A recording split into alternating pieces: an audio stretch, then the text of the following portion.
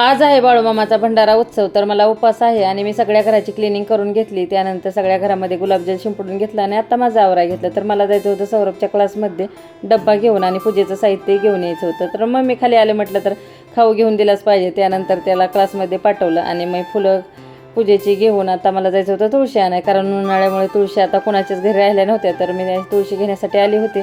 त्यानंतर घरी आले आणि गाडीवर एवढं ऊन लागत होतं खूपच, आणि गुड्डूला खाऊ पाहून तर खूपच छान वाटलं. आणि छान अशी रांगोळी काढून घेतली बाळूमामाची आणि पूजा मांडल्यावर एवढं प्रसन्न वाटत होतं. मला तर एवढं काय माहिती नव्हतं, कारण मी पहिल्यांदाच उपवास धरला होता. पण मी सेवेकरी कृष्णा पाटील यांचा थोडासा व्हिडिओ पाहितला आणि देवघरामध्ये छोटीशी पूजा मांडून घेतली आणि त्यानेच खूप प्रसन्न वाटत होतं. आणि हा पालखी क्रमांक 1मधून आणलेला भंडारा तो मी अजूनही माझ्याकडे भरपूर आहे. आणि आता मी उंबरठा पूजनही करून घेतलं.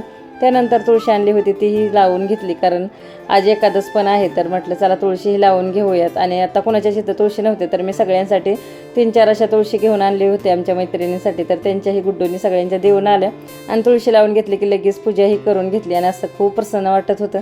त्यानंतर आता उपवासाला फक्त फ्रूटच खायचे असते, तर फ्रूट खायला घेतले की आमचं चालू झालं सगळ्यांचं खायला.